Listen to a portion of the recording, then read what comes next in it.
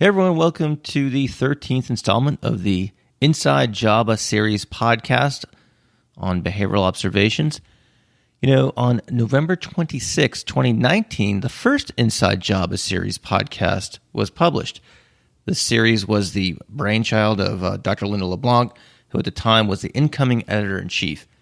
And I have to say, doing these shows has been really a highlight of the almost 7 years I've been doing this podcast. As I remind people often, I'm not involved in the production or publication of behavior analytic research, so you can imagine how much I've learned about this process in making what is now 13 Inside JABA Series podcast episodes. At the same time, it's been an incredible privilege to share these shows, including the papers we've highlighted therein with you. And at the time of this recording, Linda recently transitioned out of the role of editor-in-chief. This position is now filled by Dr. John Borrero from the University of Maryland, Baltimore County. As such, the 13th installment of the series, for this podcast episode, the three of us got together to discuss a range of nerdy Java topics, including how editors-in-chief are selected, what repertoires make for successful editors-in-chief, how to manage the review process, and more. We also talked about what makes a paper a quote-unquote Java paper. I think you might find some of Linda and John's thoughts on this surprising. Linda also shared a story of how she solved a specific clinical problem she encountered early on in her career by getting inspiration from the pages of the journal itself. Finally, we closed the show by looking back on some of Linda's accomplishments as editor-in-chief and discussed where John sees Java moving forward. I won't spoil it here, but let's just say he's got some really cool ideas, so please be sure to tune in for that segment towards the end of the podcast. So even if you're not involved in conducting and publishing research, I think you'll find the discussion of how our flagship journal works very interesting. Lastly, as I've expressed numerous times, I try to say this basically every Java episode we do, I'm profoundly grateful for this opportunity to work with the Java team, and I look forward to working with John on future installments of this series.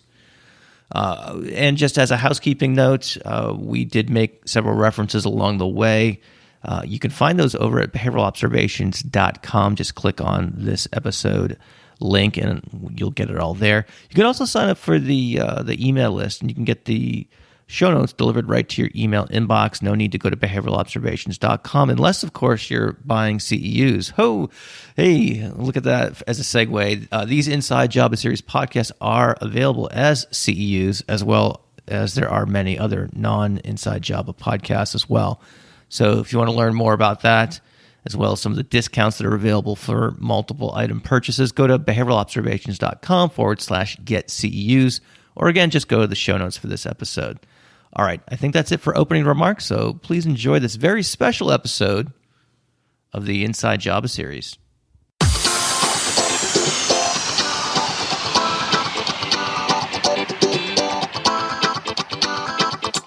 Welcome to the Behavioral Observations Podcast, stimulating talk for today's behavior analysts. Now here's your host, Matt Sikoria. All right, everyone, welcome to this very special episode of the Inside JABA Series podcast. This is our 13th episode. This is, again, a very extra special episode. We are going to cover the changing of the guard, if you will, the peaceful transition of power. I'm joined here by my esteemed colleagues, Drs. Linda LeBlanc and John Borrero. John's a new voice to the podcast. We'll get to hear it very shortly.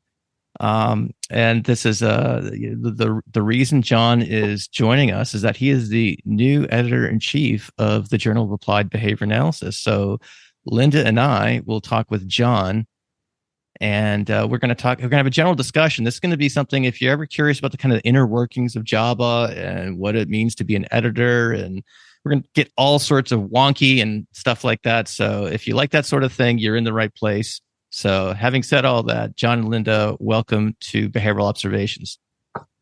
Thank you so much for having me again. And this may not be my last episode, but it's my last Inside Java episode. And this has been a really special time.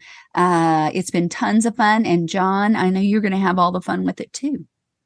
Thank you. Thank you very much, Matt. I've said to you privately before, an incredible service I think this podcast is, because it brings Java and behavior analysis into the hands of so very many people. And I'm just very grateful for you providing this service and for the opportunity to talk with you today.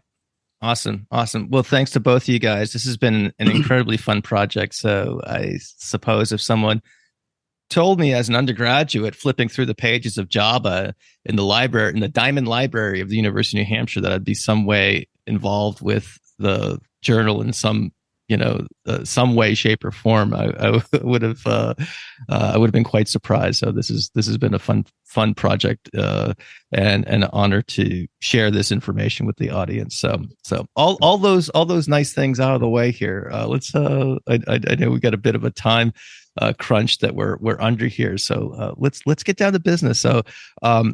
How does one get to be the editor in chief? That's kind of one of the I guess plum positions in our field, if you will. Even despite the now having worked with you for a couple of years on this project, Linda, I have just a bit of a glimpse of just how much work goes into it. It's incredible. It's an incredible set of responsibilities, but it's also kind of like I said, it's a really esteemed position as well. So let's talk about this path to editorship for a minute. I think that would be a good place to start.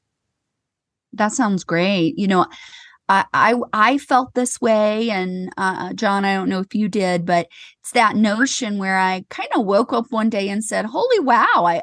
I'm the editor of Java. How did that happen?"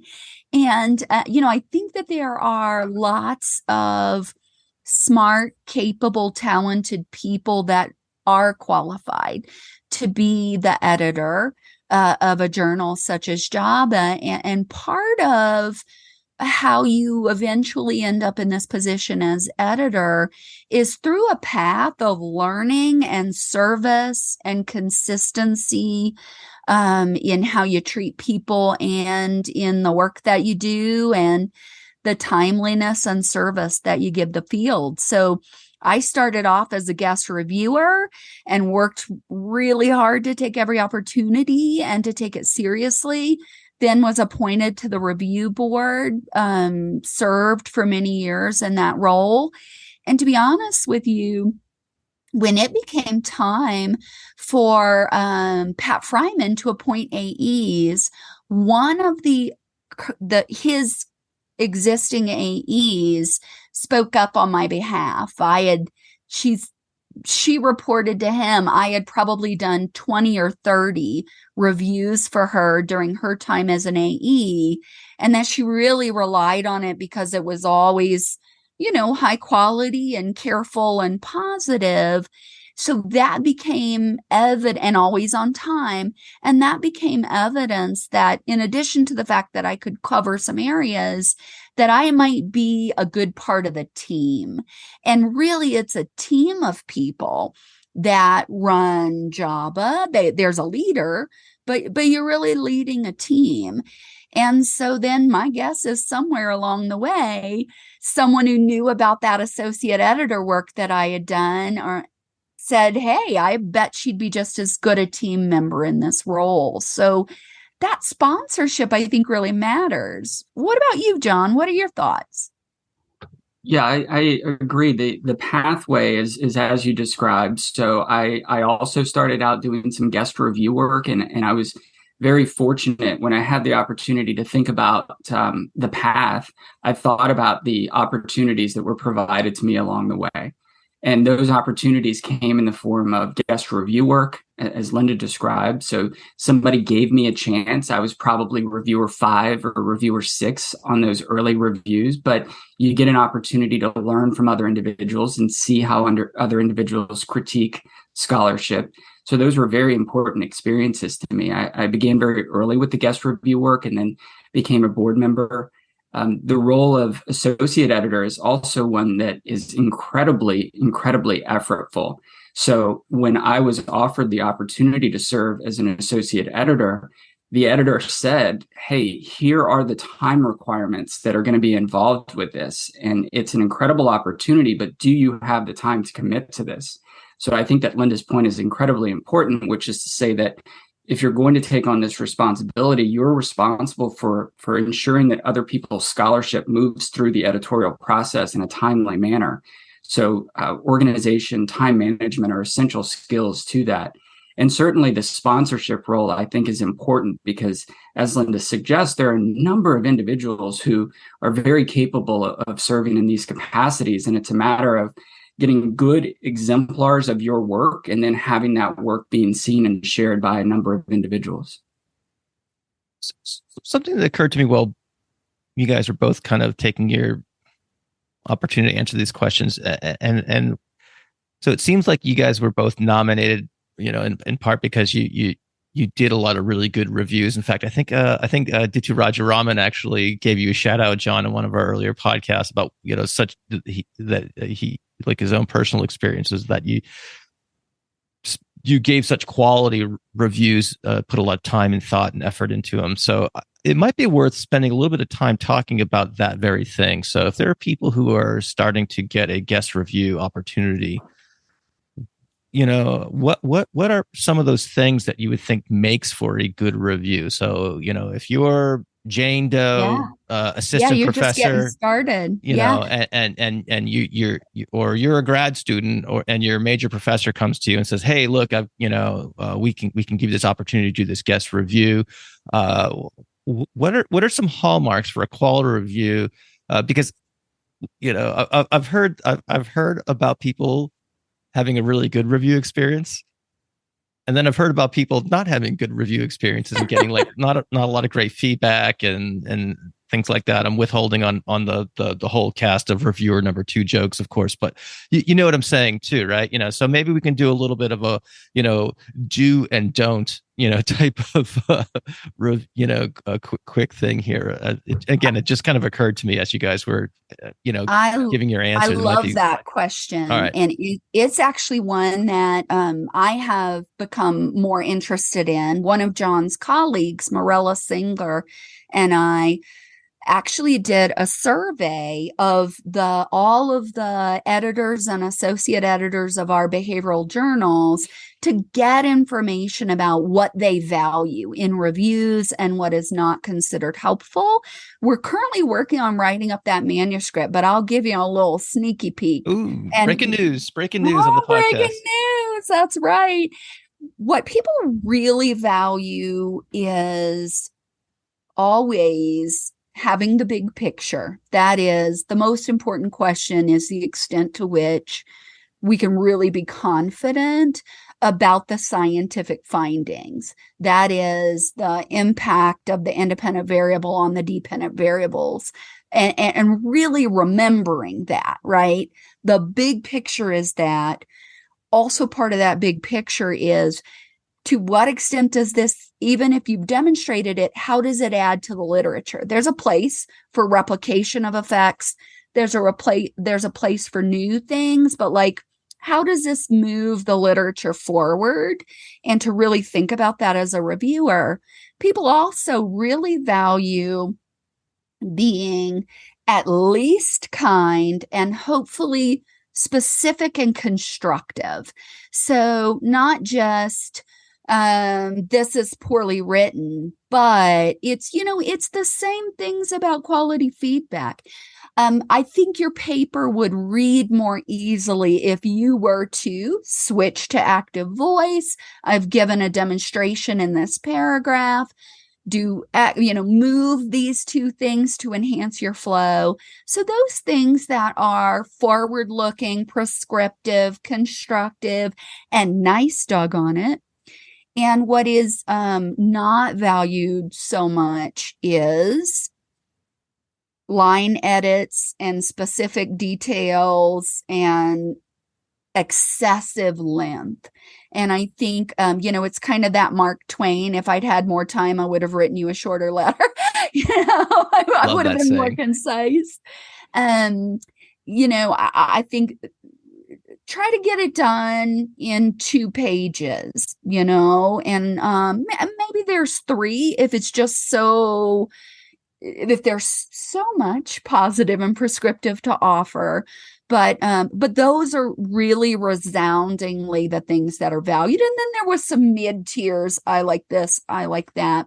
So Morella and I are actually hoping to do a workshop at ABAI where you can come and learn to do journal reviews if you don't happen to have a mentor that has been able to coach you on doing those kinds of reviews.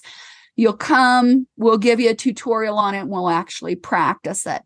I think, I love the idea of mentorship and sponsorship, and that's super duper if you happen to have a mentor and sponsor. But what if you don't? So really, when you think about, we want everyone to feel like JABA and the JABA process is theirs, it means that we have to have some other ways to get people these kinds of instructional and mentored experiences.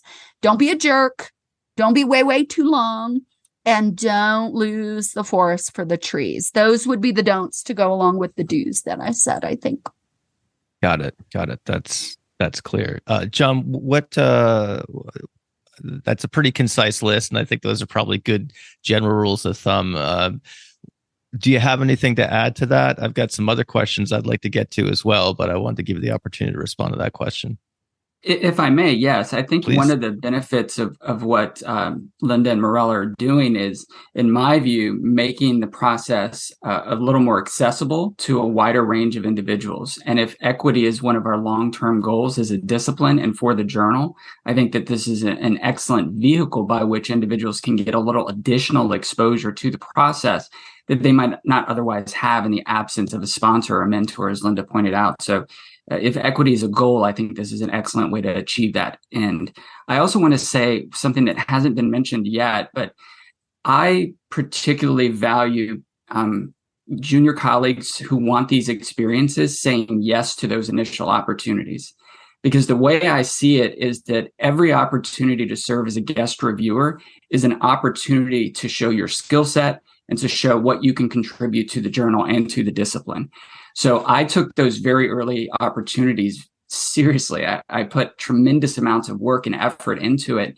And if everybody views it in that way, I think you put your best foot forward and you are more likely to establish yourself as a go-to person throughout the editorial process. Awesome.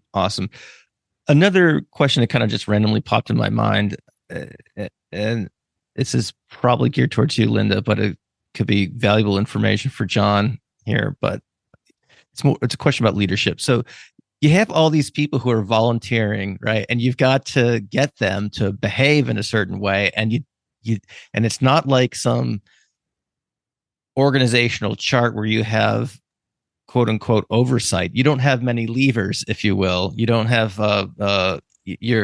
and so what tools do you have at your disposal, or does an effective editor-in-chief have at their disposal at the end of the day to make sure a paper gets a not just a quality review, but one that's timely? Yeah. Well, I think you have to bring your OBM, organizational behavior management tools, to bear. So there are some I don't want to call them instructions, but they are suggestions about the tone and nature of reviews that go out to every reviewer. And, that's been crafted and edited over time. And so that's kind of an antecedent. The other thing is that the email that goes out to say you've been invited clearly indicates what date, the day that the review is due. And there are some automated prompts that go to you saying, just a reminder, your review is due, in number of upcoming days. So those are ways that we've constructed the system to have an antecedent approach. There are thank yous that go out when the review is delivered. In terms of once that all the reviews are delivered, often the AE puts everything together and then shares the whole package back to the reviewers. And I think what that does, I always found enormously reinforcing, because you get to see what you wrote and then what these other people wrote, and you get to learn from that experience. So assuming you find that reinforcing, getting your materials in gives you this tremendous learning opportunities. There are a couple little prompts if you don't get your stuff in on time as well. And I think it's part of the role of the AE. And I really coached my AEs to feel okay about this. Don't just ignore late reviews and then hope that, like, we don't train in hope. We also don't prompt in hope. Like, if those prompts aren't working, if it gets to a certain point, I kind of like to call it maybe the 2 to 3 week mark. Reach out to that person and just say, hey, how's it going? Are you okay? Are we going to be able to get this review? Should I move on without it if I have enough other ones? Or tell me how I can be helpful to you. You know, it could be that the person just did not schedule their time appropriately. And hopefully after the first time that doesn't go well, they're going to be on a different path. But sometimes they're maybe really struggling with, like, I'm just struggling with this part of it. And if they're new to it, just having a sounding board to say, it is okay to just express your opinion. Do your very best to be right, but you're engaging in this process. And even when you think you're totally right, you still might not be. So be okay with that. You know, ease that burden of, what if I mess up science? You know, so I think that can be an important part of it. And it really requires that personal reach out so that the AE is also kind of being perceived as an I got you. It's going to be okay. You know, you're giving me some opinion, but I've got other opinions too. You can just do this. You can just give it a shot. And I think over time, to be honest with you, if there are reviewers that are chronically late or decline the opportunity, then to be honest with you, they're not likely to be invited back onto the review board. That is a delayed consequence. And so I think that's why it's important to add in that immediate feedback in terms of how does your review look compared to others, but also, you know, those, hey, you're a week late on this review. All of those are that's the immediate feedback, and we'll call them mild consequences, but that's really kind of the antecedents and consequences that are involved. And to be honest with you, when people are telling you no a lot, your behavior of asking gets put on extinction. And so, as John was saying, you know, if you're a guest reviewer or on the review board, say yes, right? This is how you get better and how you retain your value.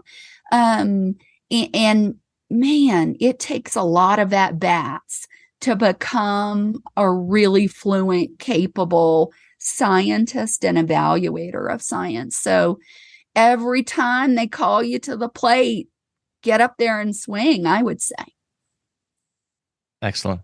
So John, with any luck, you'll learn to emulate Linda's powers of persuasion. And so she's something she's really good at. So, and I think those are great interaction strategies. Sounds like the conversation I'm about to have with the contractor building my deck. You know, hey, you know, I noticed we're behind here, and I want to make sure you're okay. Good luck. Yeah, I will need it. So, Linda, when you were taking on the editor-in-chief position, did you have any apprehension about, my gosh, you know, there's so many different things that we write about in Java, especially as of late. I'm not an expert in all these things. Did you have those thoughts? And if so, what were your how did you like come to grips with them, and how might that be helpful for John here? Yeah, in my opinion, any reasonably self-reflective person would say, oh my, there's going to be some stuff I don't know about. And that produces, I think, a little bit of healthy anxiety, but you have to manage it. And I do think every single editor of JABA has had certain things that were right in their wheelhouse and other things that were not. And if we want the pages of our journal to reflect a meaningful breadth of behavior analysis, then being the editor is also about having friends and knowing what those other friends are good at. We're fortunate. We have several former editors that can step in and help to handle things. And then also you recruit those AEs to bring their different pockets of knowledge and experience. And again, you're building your team. So kind of the comfort that lets you manage that anxiety of like, how did I get to be editor? I don't know how to do everything. Is that you are surrounding yourself with really smart, capable, hardworking people. And I think that's what kind of gives you that confidence to, at least it gave me the confidence to say, I think we could publish even a broader range of things in JABA. And for me, it was really more like these big idea papers that might push the limits of what we were normally seeing. And I thought, like, somebody's going to submit a big idea on something I know nothing about, but I'm going to find a friend. I'm all about the phone a friend strategy. And in fact, that was super helpful. John, are you sufficiently at peace given that advice there? Well, I am really happy to learn that this is going to be recorded so that I can just go back and take notes more vigorously when I have the time. But yeah, this is very helpful. I think, if I may, what I would like to suggest is that Linda is really led by example. So all of the qualities and features that she's describing as essential to contributors to the journal, she exemplifies herself. She is timely with her feedback. She is exceptionally well organized. She has instituted process mapping and OBM like qualities to this process that have brought a level of organization such that before I asked Linda that burning question that I have about this novel thing that just cropped up, I can go to a resource that she and her team have developed and crafted, check that first, and it's very probable that the answer to that question is going to be there. And if it's not, I know that Linda will be very responsive to me, as have a number of prior editors-in-chief as resources. So I'm very grateful for the community of helpful individuals who have volunteered to step in and answer some questions for me. Great. So we can come back to the actual editorial process in a minute, but I want to talk a little bit about some of the ways in which you guys have shared with me individually about some of the ways in which you found JABA as a resource particularly helpful, because we have this idea early. I'm going to speak for myself actually, because I don't do research. I don't publish research. I'm not, other than this podcast, and I don't really have an interaction with JABA other than being a subscriber. And so, so I want to get a sense from you guys. Were there any particular, what are the ways in which everyday BCBAs can look to JABA to help them in their practice? And I know there've been a couple of specific examples, one of which I know you and I talked about, Linda, where it's not just this realm of where the people in the ivory tower publish their research that, oh my gosh, I couldn't even begin to duplicate my practice because it's practice and it's messy and it's not, there's no, all the things, So can you share an example of some situations where it's JABA has been very relevant to, hey, I have this problem, I'm stuck, I don't know what to do, and you've at least found some direction or some guidance, in the pages of the journal? Yeah, absolutely. I do some research, I publish some stuff, I do some OBM, but at my heart, I love serving clients and helping other people be able to serve their clients and their families better. I am a practice-oriented person. That's why I do this. That's why I got into this, is the application.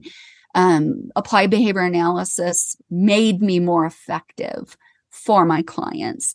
And to be honest with you, the Journal of Applied Behavior Analysis has taught me how to do lots of things that I didn't know how to do, and how to think about my toughest cases in a way that was problem solving and that helped me use data collection and analysis and the scientific method to figure out things that I just didn't have an answer to. So there certainly were times when it was like, I need to teach this skill. I've never seen that before. Let me go see if there's an example in JABA. Certainly those kinds of examples. But I think one of the examples where like JABA allowed me to sleep at night was with really two different clients. In this case, each of these young girls had significant behavioral concerns that it turns out were maintained by automatic reinforcement, which I always say is the toughest function to treat for so many reasons as compared to those social functions. And so with one, this young girl with Rett syndrome, here I was, clinical psychology practicum student. This is my client. She really has profound needs and constant hand-mouthing and hand-wringing that's producing constant illness and so many things. And, her family just want to be able to play with her, and she's not engaging with any objects and having meaningful, joyful experiences with her parents and her sibling. I'm 21 years old and I'm supposed to fix this. And I'm kind of like, what? I think this is too hard, but I don't have the luxury of giving up. I'm their option, and so I better level up. So beginning to look at the literature in JABA that had been certainly the literature on functional analysis, but also the good work of people like Judy Fable that early on had done work on, some pica behaviors and other, calling it more stereotypic kinds of behaviors. Showed me how to think about this. Well, I better figure out if it really is this, because if there's any social functions and I can do something with that, it's like fingers crossed, let's go. But even if not, that literature on environmental enrichment then gave me an option to begin changing the environment, making very small changes in what we did in every session in a way that began to produce active engagement and even toy play and really decreased hand mouthing and hand wringing. And we actually published that case along with a couple of others in 1994 in a special issue on the functional analysis and treatment of problem behavior. A little bit later, young girl, pica, literally 24/7. And, I could not sleep at night thinking what's going to happen for this precious girl before I get back to work tomorrow and figure out a treatment. What might she get? And, at that point, we were at we need ways to use assessments and data to help us get one level deeper on automatic reinforcement. Don't just tell me it's non-social. Tell me something about why it's happening and how we can move the needle on these behaviors. And, the preparations, the articles in JABA showed me how to do that. And that paper got published in JABA. So for me, the papers that I've published in JABA were like, dang, this one's tough and nobody's figured it out yet. And even though I'm pretty alarmed, I got to get in there and science it up. And then maybe the next person coming along is going to see a Linda paper and say, okay, I've got something I can try, and maybe this is a good way to do it. So for me, that's why Java has always been important to me. It's been the thing that helped me help people. I see. John, do you have any examples you want to share? I do. It's very similar to the path that Linda described.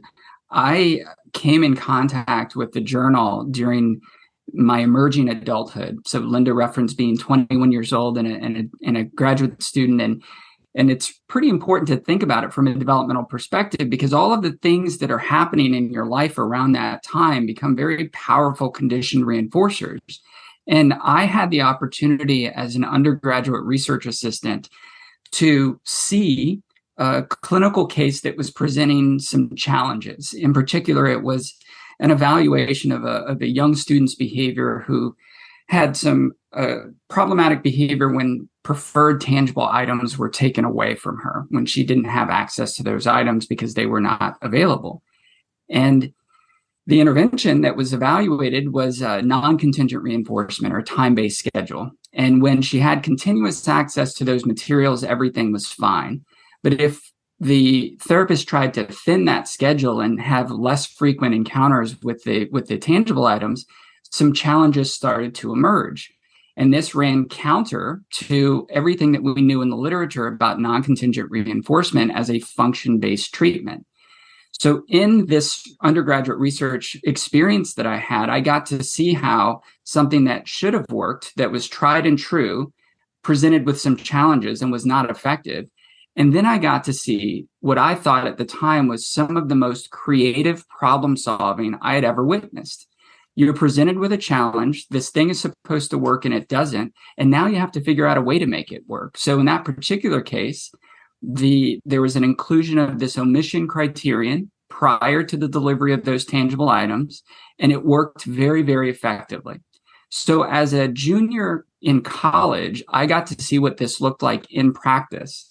And then a couple of years later, I got to see those very data published in the pages of Java. And what I learned from the practice experience was the way to go about creative problem solving. What I learned from seeing that work in the pages of Java is how you frame a rationale for why what you're doing is important, how you describe what you're doing in a way that can be clearly replicated by others who are interested in doing more of that work, and then how you can ensure that the results of any particular demonstration stay true to the data with a little bit of room for some speculation so that we might sow the seeds for additional research on that topic. So coming into contact with Java at such a young age established the value of Java to me very, very early in my professional career. One of the things that I think it's helpful to talk about is that, and this is a topic that I believe you brought up, Linda, is in some of our previous discussions, is what this notion of what constitutes a quote unquote Java paper, and so let's have some discussion about that. So, I had this notion probably in the late '90s through the mid aughts, if you will, that it was the Journal of Functional Analysis, And I've come around to a perhaps a more appropriate view of the journal since then. But I had this idea that's like, okay, this is where they do a lot of functional analysis and treatment work, and that's where this stuff gets published. Certainly, and certainly participating in the Inside JABA series it has opened my eyes, because we've talked about public health, we've talked about a whole host of things. So I'd love to hear your thoughts from both of you guys. What from your point of view constitutes a Java paper, not just in terms of topic, but style, approach, the goal of the paper, etc. Yeah. Well, I will say, even before I was becoming the editor of Java, I would hear people say things like, oh, that's not really a Java paper, or what have you. And I think that always struck me a little funny. I will say I'm old as dirt. And so when I was starting to read JABA, there were not a lot of other behavioral journals. There were definitely, behavioral interventions, behavior modification. I like to value lots of journals. We didn't have behavior analysis in practice. We had the analysis of verbal behavior.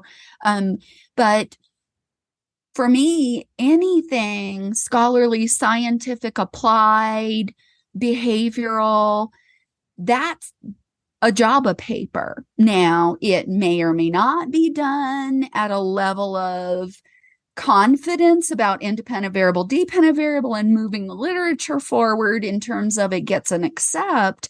But heck yeah, submit that to JABA. It can't get in if it never gets submitted. So for me, it is really a pretty broad definition. And I've tried to have conversations with people to, at least during my editorship, reset the, don't assume we're going to say no and not submit, because just like, we have a high rejection rate. Most top tier journals do. That's not to say everything's going to get accepted, but you're going to learn something in the process, and maybe you'll be surprised and it will be accepted. There's no topic to me that is off limits if it is a scholarly behavior analytic approach. I'm okay with group designs. I'm okay with single subject designs. I'm okay with a very broad range of topics. So for me, if it's scholarly and behavioral, bring it on. Yeah, I've had those same experiences that Linda's reported, the ones where you have a data set, you'll see somebody present it at a conference, and then somebody will say, well, that's not a JABA paper. And like Linda, I've questioned what that means. So I think that one of the things I would like to try to communicate to the listeners is that there are no research designs, there are no research topics that are not appropriate for JABA per se. As Linda says, it's going to be submitted through the peer review process, and in the end, it may not be an accepted manuscript. But if you want to study creativity, if you want to study honesty, if you want to study some of these constructs that may not be at the foundation of historical behavior analysis research, more power to you. That is the kind of innovation that I would like to see. If your research question lends itself to a between groups comparison, as Linda said, that is completely appropriate for JABA. One particular one that I would like to add some voice to is this notion of a randomized controlled trial. RCTs are incredibly impactful in terms of the number of citations that they generate, the number of individuals who come into contact with that work. And if JABA publishes more RCTs, then I'm of the opinion that we will get behavior analysis in the hands of a more diverse set of readers and a more diverse audience than we have perhaps by continuing with what we already do very effectively in the form of single case experimental designs. So another thing that Linda has taught me is that she is incredibly accessible. So as editor, I think that she would say, hey, if you have a question, call me or email me. And then she would respond to that call or email request. So I would encourage listeners who may be considering submission of a particular topic to do the same thing. I hope that this doesn't result in 60,000 prompts, but it'd be great if we got a number of individuals who had some questions, and I'd be more than happy to field those in advance of a submission to determine whether or not, in principle, the topic is considered appropriate for JABA. Yeah, that's, John, I'm so glad you mentioned that notion of if it's creativity, if it's problem solving, if it's whatever, like be bold, write it in a behavioral way and send that in. There was a paper that was published in JABA. I almost didn't submit it to JABA. And it was a paper on teaching perspective taking to children with autism. And it was something I was interested in. We did a study on it. But I kind of thought this might, JABA people might get a little wonky about what's this perspective taking stuff. And we don't publish on that. And Wayne Fisher said, just submit it. And in fact, it got published. And now you see more behavior analysts talking about things like perspective taking. Now, I'm not saying that paper made it all happen, but it gets it on the pages. It gets people thinking about it. And for a lot of people, it expands the boundaries of what it's okay for us to get digging around in. And I agree, things like imagining, how do we do that? Therapeutic relationships with families, how do we build those? How do we measure the quality of those? We should be talking about all that stuff, and we're going to if we just keep doing it. I see. And I'd like to keep this this kind of back and forth between the practice and the science going here. And one of the things I'm thinking about is what are the areas that, you mentioned a couple of things already, Linda, but I'd like to hear from the both of you guys. What might be some other topics that you'd like to see more of, particularly as it relates to practice? Sometimes, as practitioners, people, kind of are on the forefront of trying things and doing that kind of scientific tinkering, if you will. What would you like to see moving forward in terms of, or where are those areas that you think the practice is moving ahead of the science, and it's time to do some, or it's time to at least submit some data for scrutiny or publication? Yeah, I'll mention one that's near and dear to my heart, and then I'll turn it over to John since he's about to be the boss of all that. We have, I think, begun to more fully embrace the importance of the supervision process in producing future generations of awesome behavior analysts. Certainly, it's a product of your academic experiences, but man, it's really a product of your supervision and mentoring. And we have not had a really evolved database literature on supervision practices, how you do it, what makes a difference. There are some of us who have said, we're going to get something out there to get the ball rolling, get the ideas going. Very often you almost have to have that idea paper saying, we need to be looking at this, and here's some things that make great sense. And we've got to then refine what we know based on that. So I hope that people continue to experimentally evaluate various supervisory practices. We've got a lot of that stuff that's really beginning to happen. And I think it should be coming to JABA as well as, let's say, JOBM, because some of it is about feedback and what have you. That's part of supervision, but send it to JABA too, y'all. Some of that should, it is great for behavior analysis and practice, but send that to JABA too, y'all. So I think that we want our literature to be driving our knowledge forward. And I, as a person who has employed many people who are practicing behavior analysts, that's trained many people are practicing behavior analysts, we have to get everyone good at this, because it is our gateway to what our clients get, what our next generation of people get. So I think we're going to start to see that data. It has lagged behind our ability to describe some good ideas, but I think we're going to get some data on that stuff coming up. As it relates to data, I think I want to underscore that point. There, as Linda suggests, sometimes we need some think pieces, some discussion papers to set the occasion for folks to go out and try different approaches. But I would like to emphasize that point. And I think there are a number of topics for which behavior analysts are giving increased attention. And what I would like to see is something that provides a little bit of experimental support for a particular approach, or sheds light on new problems that we might not have been aware of in the absence of direct experimentation or intervention in applied context.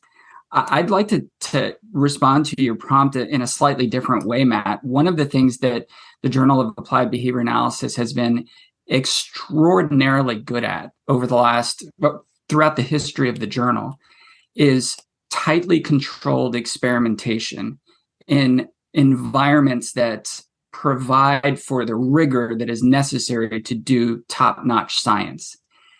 But what I would like to see more of is research that is what I would describe as applied behavior analysis.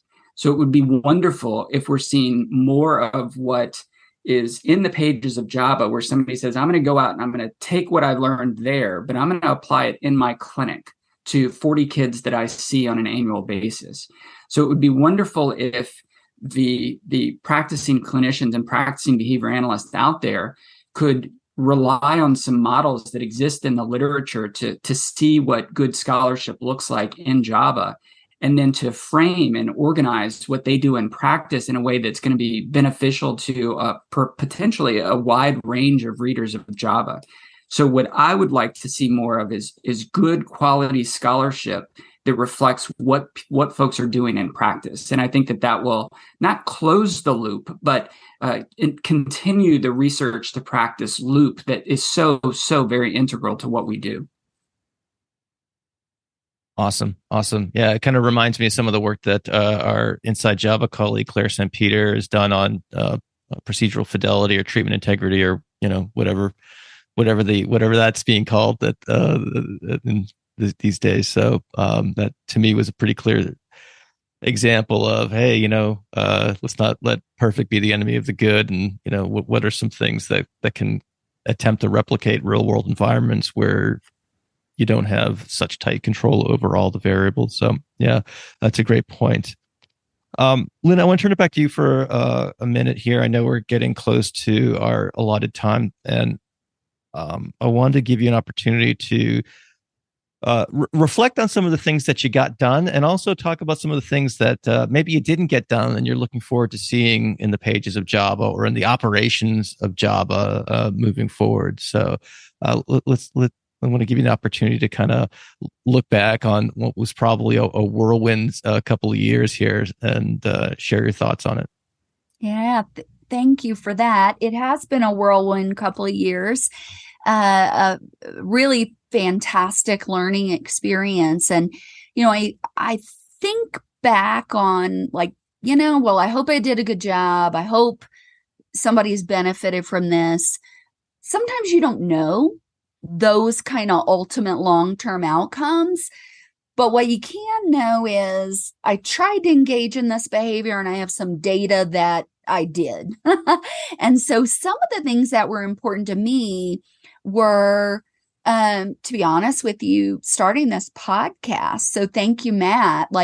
I really wanted practitioners out there to get maybe drawn a little bit back in to feel like JABA was theirs, to feel like there was greater transparency, to feel like JABA is home.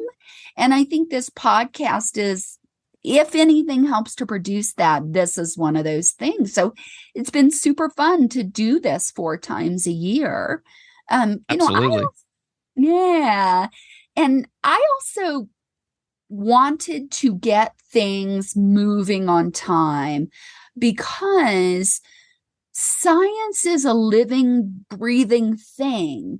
And the newly published science should inform the next science and the next science. And so getting something through the process quickly it keeps our next questions more relevant and dynamic. And we do have data to suggest the process moves pretty quickly now. And in fact, if you submit a paper to JABA, you're going to get that initial decision within really somewhere in the 2 to 3 month range, depending on the kind of paper.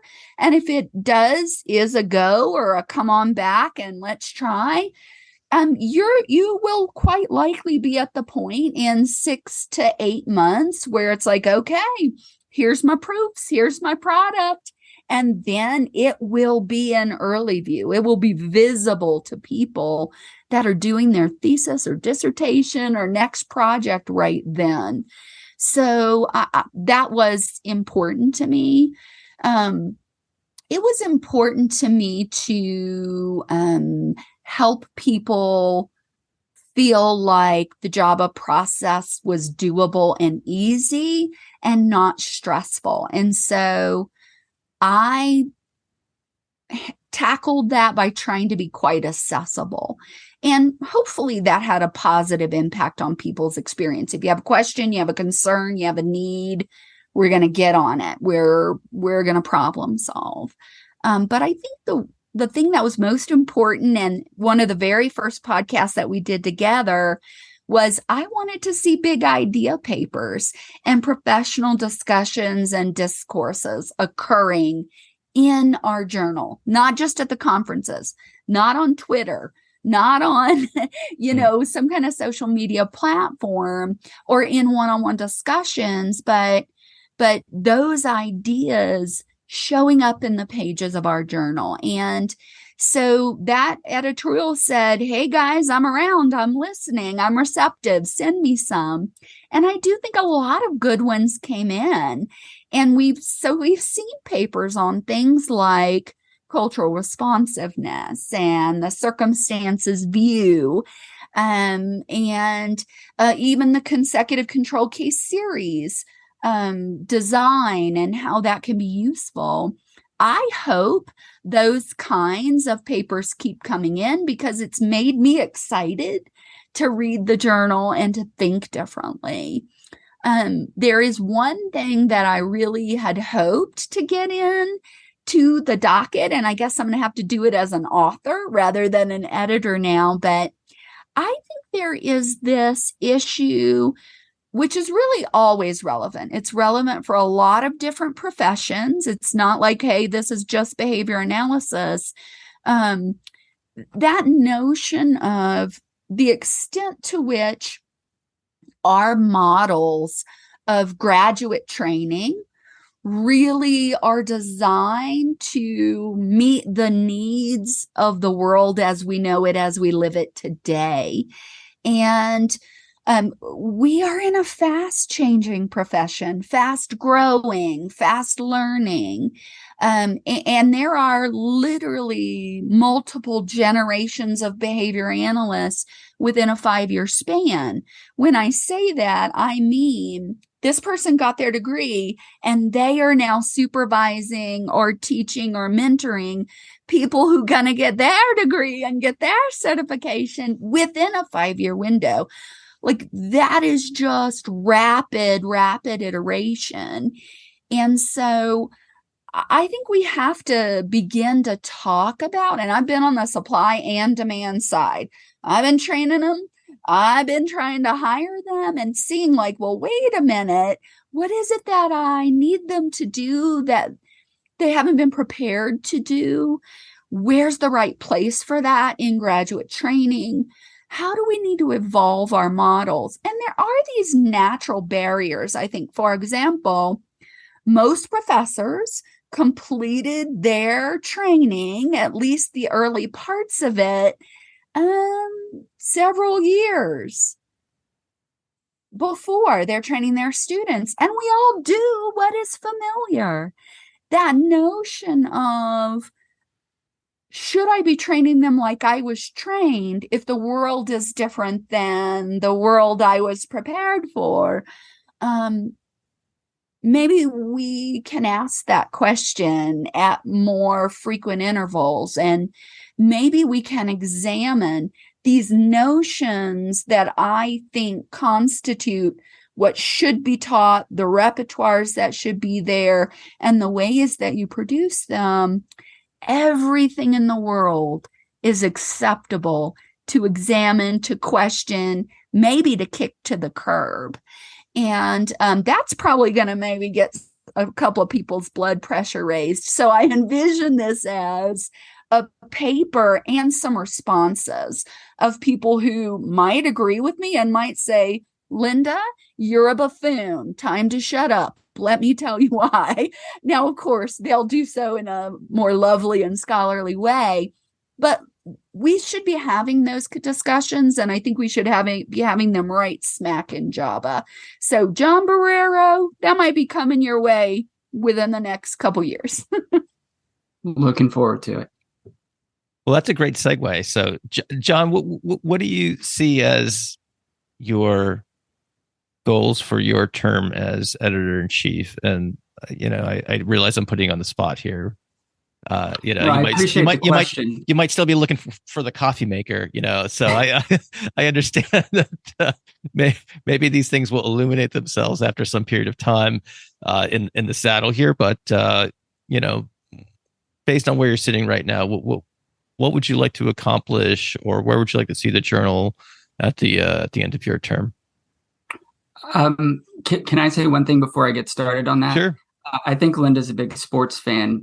Are you familiar with the One Shining Moment, the song that plays at the end of the the March Madness? I imagine that playing over Linda's description of her term as editor. So if you can work that in, that'd be great. One of the things I'd like to point out is that I received a little bit of a heads up about taking on this role. So I've been able to sort of organize my thoughts about this since May of 2021. And I can't express just how important that lead time is, because Matt, as you say, I'd probably be just looking for the coffee maker if I'd just been thrown into this position without enough time to be very deliberate in my thinking.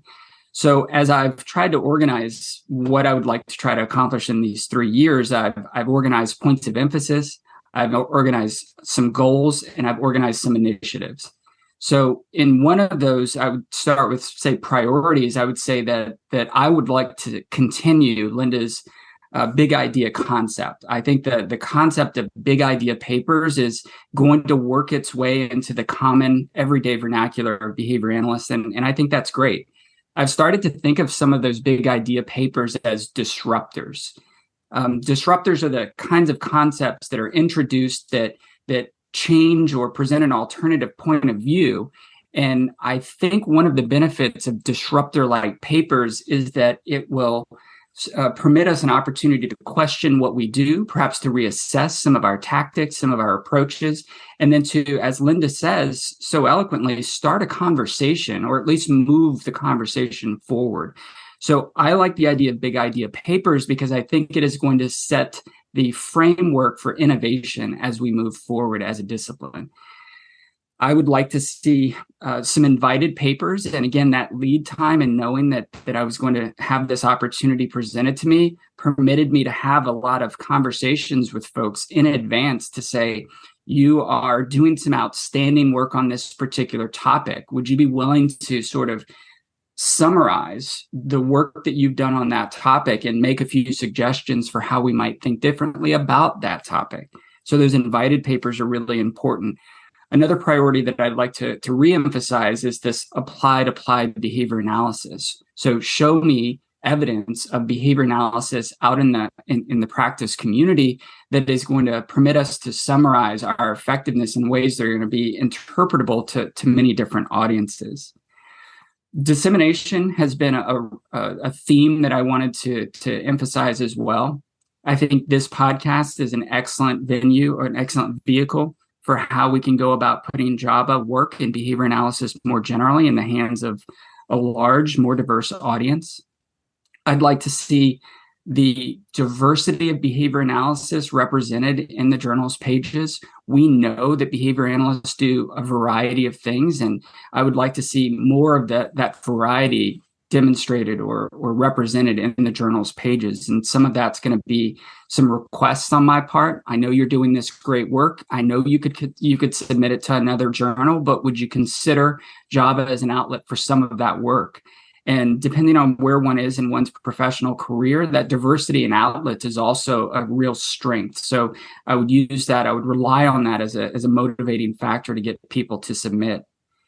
And then the last thing that I would like to say, which is consistent with my aim of enhancing the dissemination of what we do, is that when I had some initial meetings with Linda about preparing me to take on this role, I said I have an interest in ensuring that we have an international impact in behavior analysis. And Linda said, I know just who you need to talk to. And she put me in contact with Neil Martin. He's the Director of International Development with the BACB. I had a number of very, very informative conversations with him. And I gave him my pitch. I said, hey, I'm interested in getting behavior analysis to have a worldwide impact. And I was talking and I said, does that provide you with enough framework to give me some ideas? And he's like, yep, I got it. So he had already been thinking about this. And one of the initiatives that we're going to have moving forward is an aim to translate some of the existing Java publications into different languages. And what we're going to do is start with some of those seminal works that have been recognized by SAAB at our annual banquet. These are works that have had a tremendous impact in terms of their accessibility and applicability. And then what we want to do aspirationally is ensure that there's at least, one or two papers per issue that is going to be translated into some of the most common languages used around the world. So I'm pretty excited about this. This feels like it's an opportunity for us to put behavior analysis in the hands of a much larger number of individuals, not just those who are English speakers and readers. Wow, that's quite ambitious, and I look forward to chatting with you more about this and other aspects of the Journal of Applied Behavior Analysis in the subsequent episodes in the Inside JABA series. So, yeah, wow. Well, that's quite a look back and a look forward, folks. That's really fun. So, thank you guys for your service, and it is indeed service. And I can't underscore to the listener how much work that this entails. It's very important stuff. So your service to the community is just, just so appreciated. So having said all that, thank you guys so much. Thank you, Linda, and congratulations on coming to the finish line of your term as editor-in-chief, and congrats, John, on taking the step forward. I can't wait to see how it goes. Me too. John, the journal is going to be in fantastic hands. I'm excited about the things that you are going to be doing. And I'm going to start listening to the Inside JABA podcast now, not live as I record them, but through a podcast mechanism. And thanks for continuing to make this available. It's been a pleasure, and I know it's going to keep being awesome. To you so much, Linda. I just want to say thank you for all of the help that you've offered me in making this transition so smooth. And I will do my best to uphold the standards that you've held for the journal. And Matt, thank you this is my first podcast ever. I'm very grateful for your guidance through this process. This was fun, and I look forward to doing more of these. All right. Well, do more of these we shall. All right, guys. Thank you. Thank you for listening to the Behavioral Observations podcast with Matt Sikoria. You can find Matt's notes on this episode at www.behavioralobservations.com. We also invite you to stay connected with us on Facebook at facebook.com/behavioral observations and on Twitter at Behavior Podcast.